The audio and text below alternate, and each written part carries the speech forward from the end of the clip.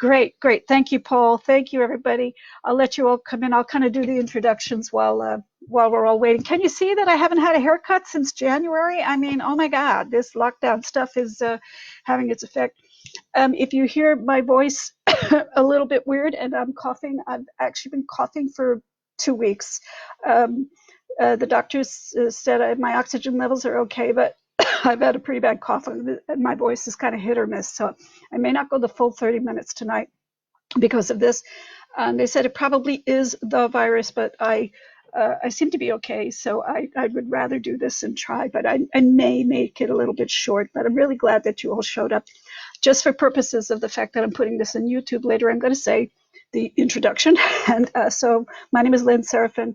I'm a genealogist and founder of Trentino Genealogy. Today is Friday, the 17th of April, 2020. And this is Philo Friday. And Philo is a traditional form of, not form, I won't say form, but a traditional practice of storytelling, usually in the evenings between dinner and bedtime, that was done in Trentino to bring families together, pass on oral traditions, entertain, and it was used as a space for people to do things like spinning, which is really what the word means, spinning threads, and just to become closer together yeah, like us right now. So I thought it was a great idea to start these podcasts regularly so that we could all come together and feel closer, even though we're all living kind of separately right now during this lockdown period. And if it goes over well, then maybe we'll keep doing this, okay? So anyway, I'm going to get right to the riddles because as you can hear, I'm having some trouble speaking, so I'm going to have to put my glasses on. Some of you saw this one riddle, and I got some pretty funny answers already. The riddle was, the first riddle, there are two. First riddle is, you all may have heard of the Magna Carta, or maybe you have, or maybe you haven't, and I'm going to talk about what that means. But what other kind of carta is crucial to Trentino life? Now, I think it was Michael Pancari who said carta igienica, which it means toilet paper. And I thought, okay, I really set myself up for that one. I should have asked the question differently. I thought it was hilarious. But no, well, I'm sure that's true, but it doesn't have anything to do with genealogy and isn't what I meant when I asked the question. So first of all, let me explain what the word is. Carta. Carta in modern Italian can mean paper. It can mean any kind of paper. But it can also have another meaning of charter. That's where our word charter comes from. So the Magna Carta in England was the big charter, the big paper or the big charter that was done between the nobles and the English king at the time in 1215. And that was their agreement so that he wasn't taking advantage of all of them and all of that kind of stuff. However, in Trentino, there's a different kind of carta, and who's got a guess for that? I'm going to scroll down the screen and see who wants to guess. Some of you did guess it already, and you guessed it correctly. Who? I say restaurant menu. Yes, okay, no. A boatman. No, carta means paper, and so some different kind of carta. What? Anybody? Any guesses on that? Some of you? No? Yes? No? Okay. I don't see any guesses on that particular thing right now, although my screen keeps popping up with the thingies. Okay, so what it is something called the Carta di Regola, and the regola means a rule.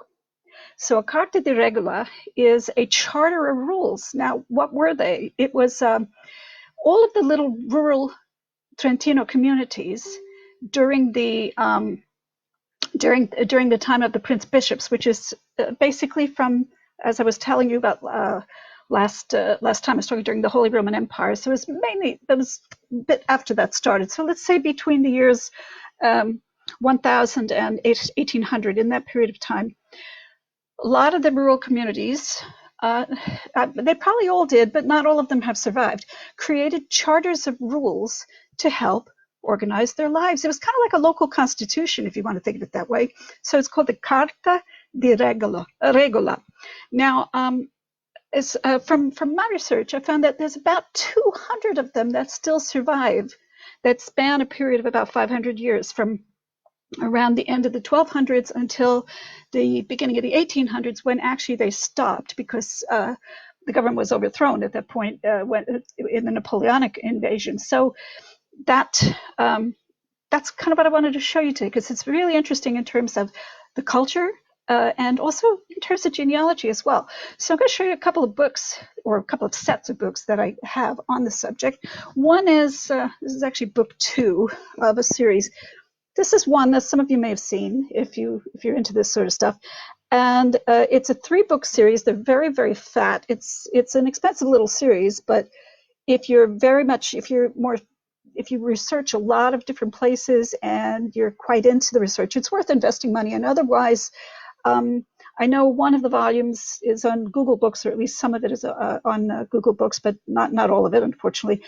But if you're only just doing your own family, they're probably a bit more detailed than you need to have. But anyway, this one is Carta di Regola e Statuti delle Comunità Rurali. I can never say the word rural, not even in English. Rurali Trentine. And it is a collection of transcriptions of 200 different Carta di Regola that span, as I say, from the year 1296, I think, is the earliest, and the most recent is like 1805 or something like that. So that's one. So as I said, those are 3 books. The other 2 other books I was going to show you, and I'll be dipping on these later. This one is a beautiful book, and it's a little different from the other one. This one that I showed you, the 3-volume set, is actually a transcription of all of them. So it's in has all the Latin, or it has the vulgar Italian that they're written in, and it's just a transcription without any commentary, and that can be very useful, and it can also be a bit confusing. So this one here is a very thin book. This one I bought in Trento a couple of years ago, and it's not the same concept at all. It's more about talking about what the Carta di Regola was, how were they organized. It shows some pictures of what they looked like. Isn't that beautiful? Here, there it is. It's a beautiful picture. That was gorgeous. How they were organized, some of the definitions of the people who made them, which, some of those words are like, you can't find those in Google Translate or in a dictionary, because these are old, antiquated words. And it's a very useful book in terms of understanding the history. And then the last thing I'm going to point out to you now is that some places have books on their own. Here's a book that I bought also in Trento called La Regola di Stenico. And those of you who are from the Giudicarie know that Stenico is, there's a big castle there, and it's a big village there as well. It's long been associated with laws. All of the local judicia, the local court councils, however you would translate that, were based in Stenico, in that area. And this book, fairly big book, very heavy book, is only about the rules in Stenico, but it's only certain years. But it's very interesting because it brings out certain things about the local histories. Now, I have no idea how many of these kinds of books may exist in the different places where your ancestors came from, but these kinds of books are out there. So if you're looking for something about how those societies were organized, you might look up something about La Regola di wherever it is that you came from. But for straight transcriptions with no commentary, and there is an advantage to that, and I'll show you in a minute, there's this collection here that I showed you first. Okay, so let's, now I've just introduced those books to you so you know what I'm talking about. As I said, in the transcription one, the earliest one is from about 1296, I think it was in there that they're showing some things there. And what's interesting about that is it has people's names, but you can see it was before the age of surnames, and it just says so and so of this place and so of that place. So it has their names. It doesn't even necessarily have their father's names. It certainly doesn't have any surnames. So that makes those kinds of really old ones less obvious as a use for genealogy, unless you can connect the dots all the way back and figure out who those other people are. So I have, there was one name I wanted. Some of the people who did these things, there was a body of people who made these, and I'll talk more about how they drew upon those in a little while. But there was the mayor there. They called him the sindaco, although it was probably just sindaco. Nowadays we say a sindaco is like a mayor. And there were people called saltari, and saltari were the people who were kind of like the people, like the cabinet ministers of certain things that they were going to oversee, like the forests or the fields or different things like that. And so they made all of these rules, and then I'm going to talk about what they are in a minute, because that brings us to the next riddle. And they enforced them through things like fines.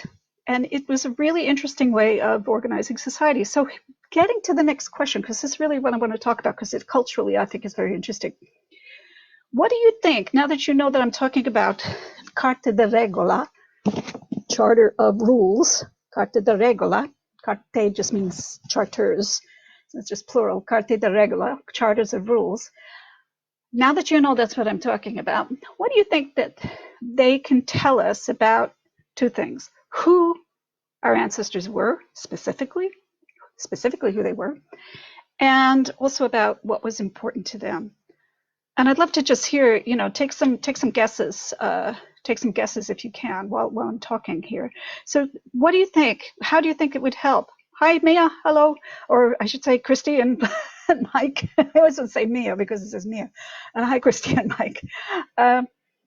So what do you think how do you think these records can help us learn more about specific things about our specific ancestors, and also just in general, what was important to them?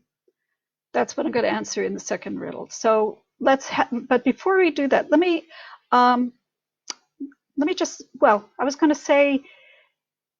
jump to the second half of the question. Yeah, let me jump to the second half of the question, which talks about, well, what about what was important to them? Well, what did these things cover? What in the world did they put in these rules?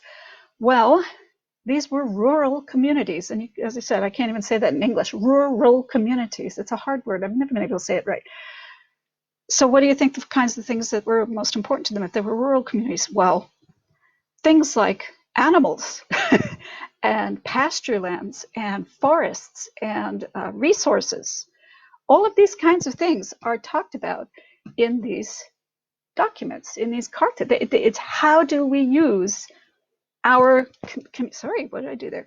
How do we use our community resources? How do individuals maintain their own resources? How do we collectively pool our resources? How do we support each other to make sure that everybody has access to resources? And how, in other words, how do we help our community survive and thrive? That's pretty much what these are. It's not just a bunch of laws. They're all practical. So they looked at, yes, the breeding of animals, pastures, grazing, woodlands, farming, and I'm going to give you some examples of that in a minute. Distribution of farmed goods. I actually haven't personally read that, Paul, but perhaps.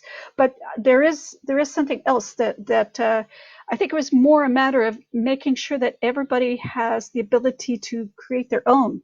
So this is before wide distribution of farm goods was, outside of the province or necessarily, but this was how does the community maintain itself in terms of subsistence, and also maybe with communities that were next to them. So Arlene is saying it's a window into morals, values, and priorities of life. It absolutely is. And if you read the back cover of this book, that's kind of what it says in Italian.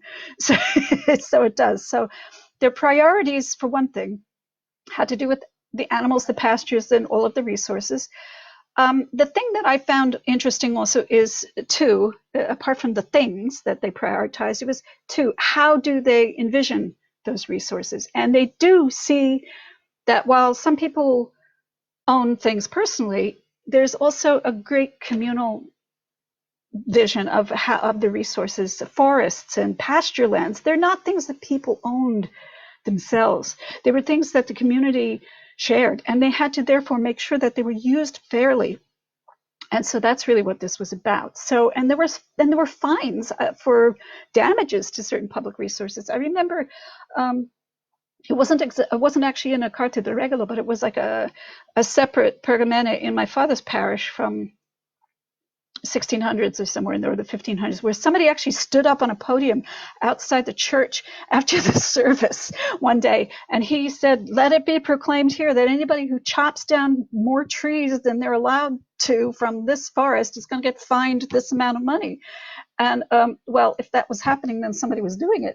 Now, they had to protect the trees. They wanted to make sure that they grew to a certain age, that not too many were harvested at one time. It was all about sustainability. These were sustainable communities. And so I was very interested when I saw that. It wasn't actually in a charter. It was just somebody standing up and saying, this is a new rule. I guess it was the syndical, the mayor, who was saying that.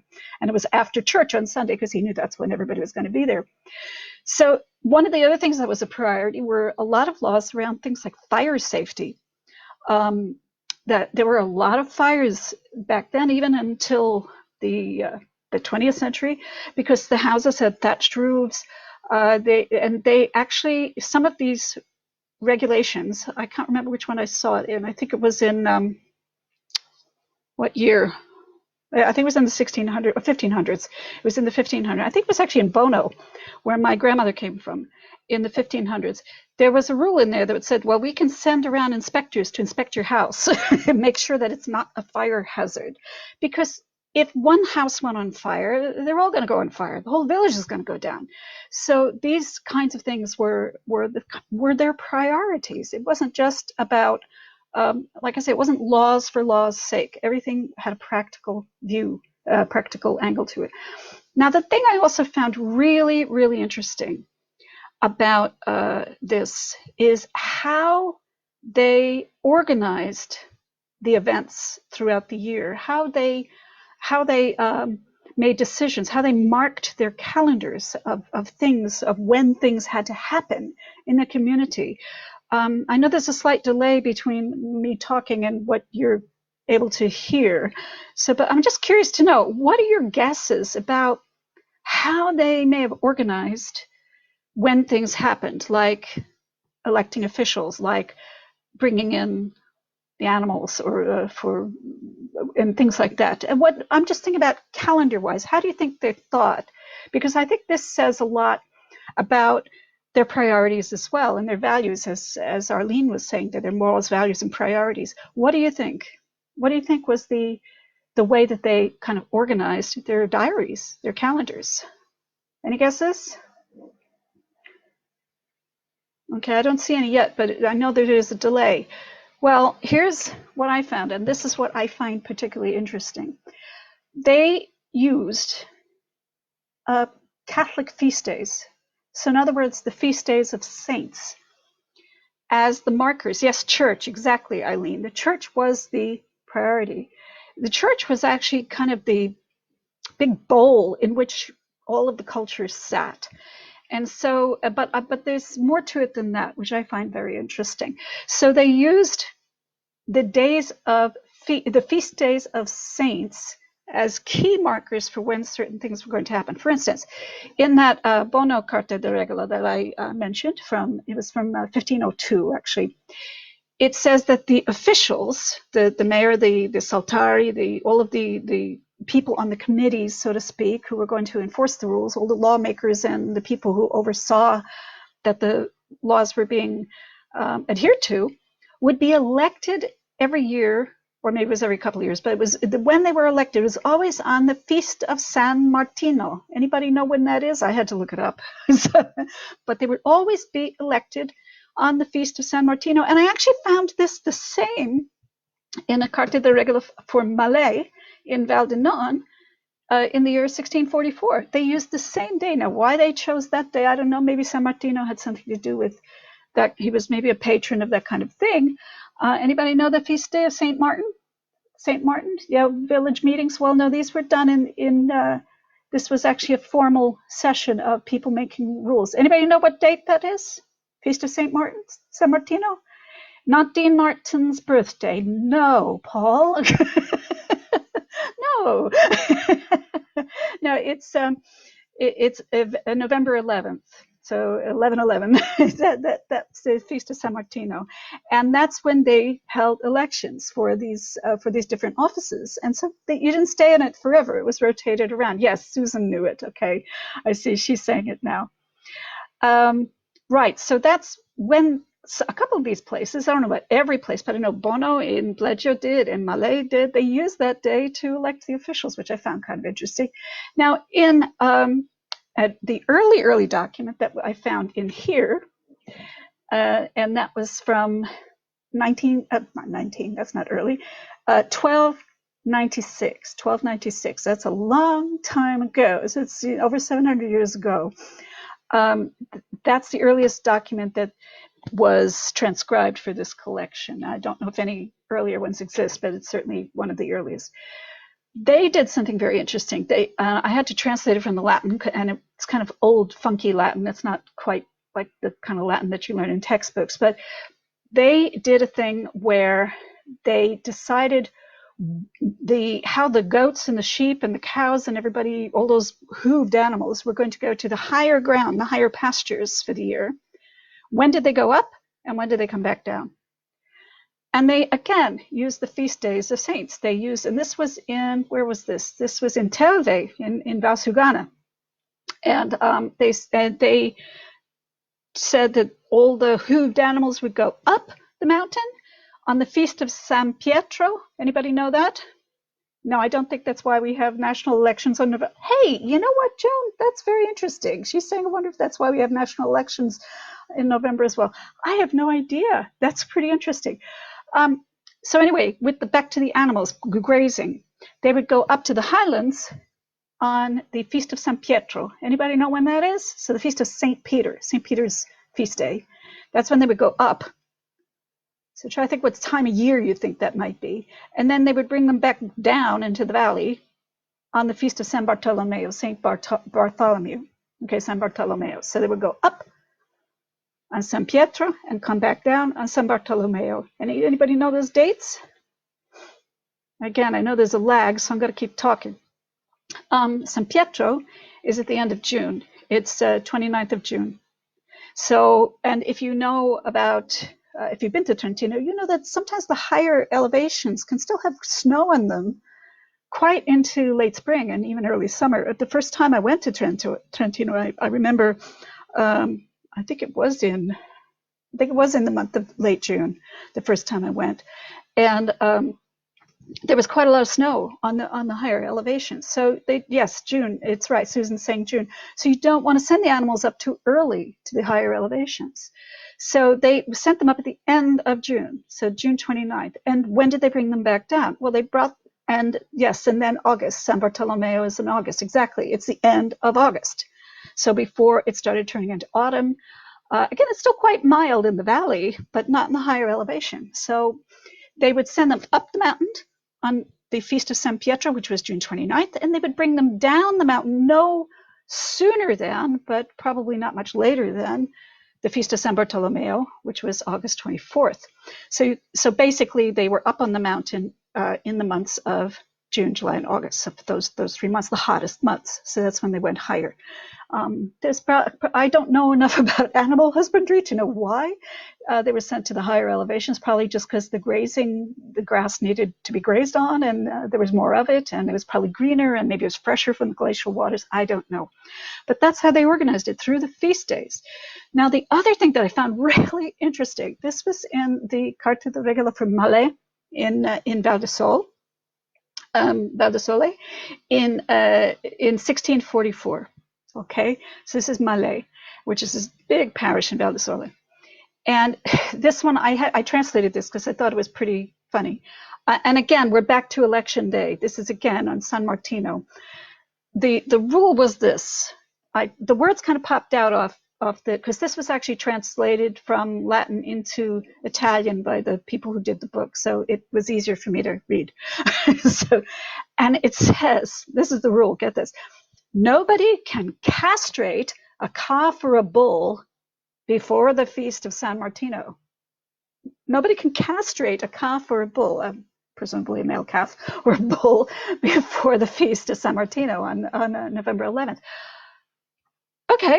And it said there, but it also then went on to say that the Regolani, the people who were in charge of the little council who put together all the rules, the rule makers, so to speak, they would go to each household and choose 2 bulls or 2 male cows, two bulls from each household, to see which ones were the buffest, basically, the best looking, the healthiest, the strongest looking, the ones that looked to be the best breeders, And so they would look at them after the 11th of November and choose 2 of them. And then those bulls would be set loose in the flock, not the flock, but the herd, amongst all the other cows, everybody's cows. So it would be the community cows. So they were just set loose to go basically have their way with all the other cows. So they had to, and they were set loose there until, and again, it used another feast day, Catholic feast day, the Feast of San Gregorio, Saint Gregory the Pope. And that was, anybody know that date? Feast day of Saint Gregory the Pope. So try to imagine, they've set the bulls loose to breed from November, so all winter. So what's the logic? When are they going to bring them back? Well, they're going to bring them back before calving season begins, right? So they bring them back on the Feast of St. Gregory the Pope, which is the 12th of March. So try to see how it's working with the seasons here. So the bulls have had all their fun. After that, if you want, then you can go castrate your bull if you don't want too many crazy bulls, or I think it also increases their strength and all of that kind of stuff. So for whatever reason, again, I'm not an animal husbandry person, but I thought this rule was really pretty interesting. And also the fact that it was saying that they were put into the herd. It translated as flock, but it's a herd. They were put into the herd, and also into a nearby village as well. So it wasn't just for their town, it was to some of the nearby villages. What this did was it ensured that everybody was contributing to the overall strength of all the animals in the whole community. And I think there's a couple of interesting things about this. One is the dates. I think that's really interesting. 2 is how they demarcate the seasons with those Catholic dates. And 2 is 3 rather, is just the whole concept of how it is all for strengthening of the sustainability of the community on a whole. That way, everybody is guaranteed a fair share, is what I think. So who's making comments? So Teresa, who is a farmer in New Zealand, she's saying that when they go to the high ground, more grass in areas that haven't been grazed yet. Absolutely. Thank you for telling me that, because I'm not a farmer. And she says, and also rainfall in the mountains creates more pasture. And I would say also, Teresa, not just the rainfall, but the snow, because the snow has been on the mountains. And when those waters melt, then the ground is going to be a lot more moist. So, right. So isn't that interesting? That whole thing about not castrating your bull until November 11th and then setting them loose into the herds and to have their way with the cows. Something that also I found interesting is that just the idea that actually these ideas of feast days, while they seem very Catholic, they're actually very much a throwback to the Roman era. To the whole Roman Empire. In fact, things like there's something called Rogation Days. And Rogation Days, if you know Latin, the word rogare means to ask for something, to request something. And so Rogation Days are the days traditionally, it was actually a Roman practice. It had a different word back then, but it was a practice where you were supposed to ask the gods for a good crop. Essentially, they were so that you wouldn't have any diseases killing off the crop. So this was a tradition already in the times of the Romans. Now the Catholic Church kind of carried that over. They just repackaged it, rebranded it a little bit, and they called it Rogation in Italian.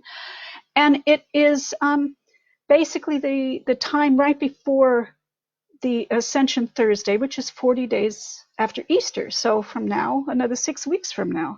So, and that's when you're supposed to do a lot of prayers and litanies to the saints. And again, the focus was on praying for crops. So if you think of it in terms of culture, the whole Roman Empire was, organized around this concept of worship the gods because the gods will take care of our community. Now, yes, Christianity was monotheistic, but the pantheon of saints in their own way, I'd say kind of, not really a pantheon, but the collection of saints, in a way is a kind of pantheon, because each of them is a patron to a different thing. In many ways, these are adaptations from old Roman, Greco-Roman, I won't just say Roman, but Greco-Roman culture. And the fact that the rural Christians were organizing themselves around these feast days to do with farming really, really, really is a throwback and a hats off to the Greco-Roman culture from which they came.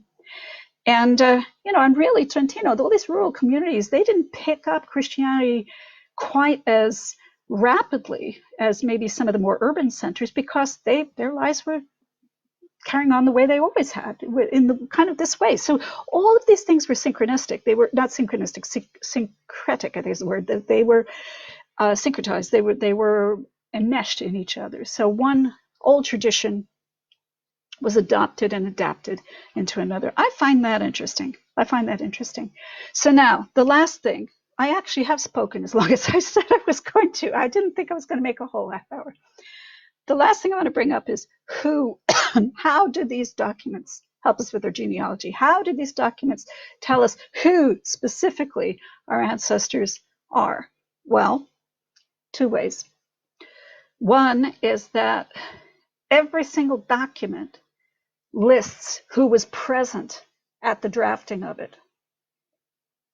Who was present on this date, helping to agree to voting on the laws? Who was in the room? Every single person who was in the room is listed in the document. That's interesting. The other thing is that the notary, and we'll talk about notaries another day, not tonight, he's basically the contract lawyer who created these official documents. Without him, there were no legal documents. So the notary was very, very, very important. So the notary's name and signature is also in the document. So notary could be your ancestor too. It doesn't have to necessarily be all the other people in the document. So those two things, all the people who were present are listed in the document, and also the notary. Now, before you get too excited, well, first of all, why is it useful? Well, because when it says so-and-so it was present, it doesn't always, sometimes it'll just say so-and-so was present, but it may also say so-and-so, son of so-and-so was present. So that's also very useful. It could do two things. It can tell you something about another generation you may not have known about, but it could also just identify that person. Say, no, this is definitely this person. He's the only Giovanni, son of Martino, who was alive at this time in this place, so I know this is talking about him. So that's one thing. The other thing is that some of these records predate the existing parish records. For instance, I did a lot of work with these for Romalo. There was a Carta di Regola for Romalo from 1598, I think is the year. Now, what's interesting about that is that the records for Revo, which is where Romalo's records were kept, parish records, none of them before 1619 exist. So this goes back 20 years earlier. So it can help bridge a gap between this and that, especially in Jean's case. We were trying to track a family that had moved to Romalo in a certain period of time. So this helped us in some way bridge a gap where there were no records. So that's another reason why these are interesting, is that in some cases, the one for Bono is from the beginning of the 1500s. The records for Santa Croce, which the Bono is part of, do go to 1560. So it's feasible that you could see some people in there that bridge that gap. And so also some of them will overlap, and it can just strengthen what you already know about your ancestors. So those are always interesting things. Now, what I was going to say a minute ago, before you get too excited and saying, oh my God, these are the answer to everything I've been looking for, they're not necessarily. First of all, you have to bear in mind that not everybody had the right to be present or to vote. Of course, as you can imagine, it's only men, always at that point in time. And I imagine there may have been a couple of very rich widows who owned land, but I haven't found them. But I've seen them in separate documents, but not necessarily this one, these kinds. But so they're only men. They all have to be adults, which means, what to say to me, this is better than any English class with homeschooling. Thank you very much. The second thing is that they had to be adults, and in those days, the legal age of majority was 25. 25, not 21, not 18, 25. The age came down to 21 sometime around the beginning of the 1900s. I'm not quite exactly sure which year, but everywhere you see 25 is the legal age of majority. So for a man to be considered a man, he had to be over 25. Furthermore, typically only heads of households were allowed to vote. And that meant if you happened to be the third brother down who was living with his older brother in his house, you may not even be in the charter. Maybe you will, maybe you're not. I'm not really sure, but sometimes you'll see people missing.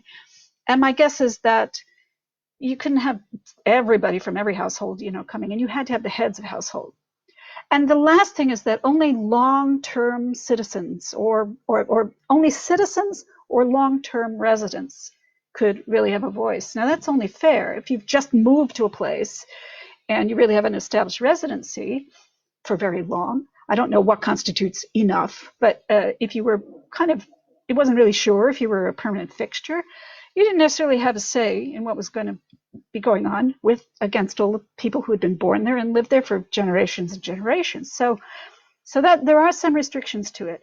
Let me just read a couple of things like just for an example, in the one from Bono, I was talking about how it would say who somebody was. So I read one thing that said, Giovanni, Donato, and Paolo, brothers, all sons of the late Pietro Parisi. Well, that's very interesting. So in 1502, it tells us Pietro Parisi, whoever he is, was dead already, and that he had 3 sons by these names. What I can do, and I think I have with some of these, is then see if any of those 3 link to future generations. Can I link this back? And in that case, then can I say that this Pietro is one of my ancestors? Now, I have done this with some of these, not necessarily with this one I just gave, because I can't. And there's another at the Pinelli family that I'm still trying to put it together.